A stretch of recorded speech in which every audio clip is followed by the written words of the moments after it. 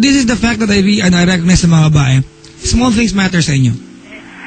Pag babae. Yes, Small things matter, mga kaibigan. Mag-text ka lang ng good morning sa umaga, nauna ka pag lalaki ka. Masaya na ako.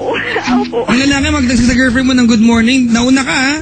Diba? Without your girlfriend, nag-text sa'yo ng mga quotation na nauna, mag-good morning ka lang, magtanong ka lang kung naligo ka na. Nag-breakfast ka na ba? Diba? Yung pawis mo, malaking bagay sa mga girls yan, mga kaibigan. Small things matter for them. At ito yung mga bagay na hindi magawa ng boyfriend mo sa let alone, alam na niya may problema ka, pinagdadaanan ka. Diba? And yet, he cannot be there for you. Ba't mo kakayaan na nandiyan ka sa buhay niyan? Ba't mo kakayaan na nandiyan siya sa buhay mo when you don't even feel like you're part of his life? Opo.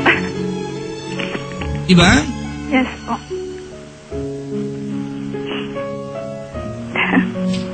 Kung nakanta ba siya, ano gusto mo sabihin sa kanya? I want you to say goodbye ngayong gabi sa kanya. Magpapagawalay ka na. Wala ka nga pala dyan. Pero, Papa Jack, ayoko pa rin siyempre maging plastic, di ba?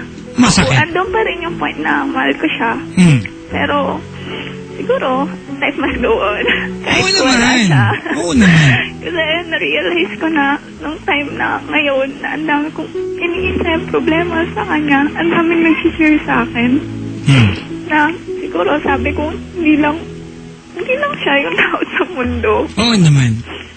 Masakit, iiyak ka ng gusto pag nawala itong lalaking ito? Iiyak ka pag nawala siya, di ba? Pag tuluyan siya nawala. O, siyempre, sayang din naman yung kahit po paano. Oo naman. Kami, pero sa isang iyakan lang yan. Minsanan lang yan. Di ba? Kaysa naman, araw-araw ka nagpapaliwanag sa sarili mo, di ba, na etong taong ito, kailangan mong intindihin palagian because hanggang dito lang yung kanyang paramdam sa'yo. Ayun po. Alam mo, ando na tayo, di ba, sa idea na we don't ask anything in return pag nagmamahal tayo. But this time, you are not asking anything in return. You need him. Di ba? For crying out, di ba? For crying out loud, di ba? Ha? Hindi lang once na kailangan ko siya, pero wala siyang response eh. Say sorry, say thank you, say goodbye. Let go of him. Sige. Sorry kung... Anong pangalan? Miguel. Miguel. Opo. Go ahead. Sorry kung... Siguro, sa part ko may kasalanan din ako na pinapakita ko na sa'yo na parang lahat ng bagay okay lang. Kaya siguro feeling mo okay lang.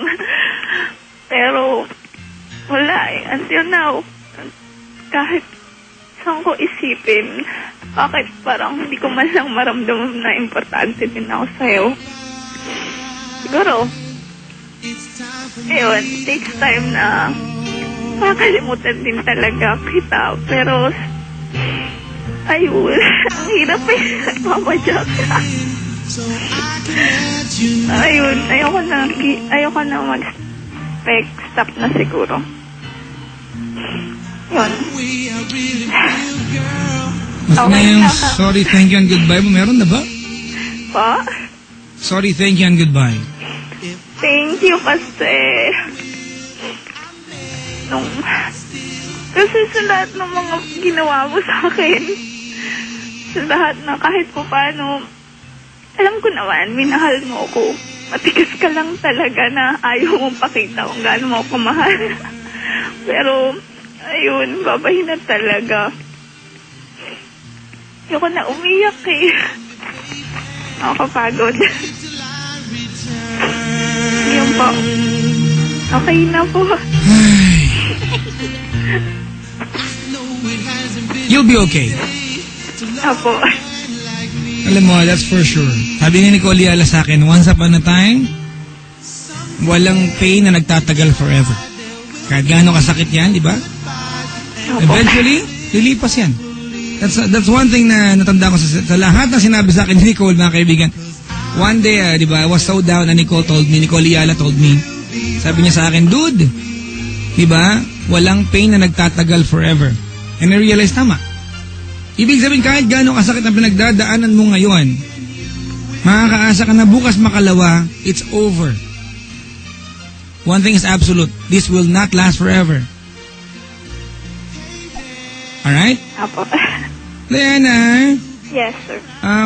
I'd like to wish you good luck sa family problems. Huwag ka mag-alala, normal yan. Yung family problems, di ba? Normal yan. The fact na problema ka about family, meaning you love your family. May pakialam ka sa kanila. Kasi kung wala kang pakialam sa family mo, bakit ka problema? Diba? Apo. You are one great tool, diba, in preserving your family. I don't know what you're going through right now, diba, but I wish you good luck sa family problems. Sana ma-solve na yan. Okay na po, Papa Joke. Congratulations. Kinausap na nila ako. Congratulations. Black sheep ba ng family mo? Po? Black sheep ka ba? Hindi po. Medyo lang? Hindi talaga. Para may nag-a-agree dyan eh. Yung friend ko lang. Wala po. Alright. Ayun. Alright, sige, ganun na lang ha, Diana ha. Papa. Okay, salamat sa pagtawag. Thank you for trusting me about your love problem. Papa, thank you din po. Okay. Sige, matulog ka na ha. Maganda yung song ko para sa'yo. Okay, thank you po. Alam mo kung ano? Ano po? Siyempre, luma lang ang bago, pero...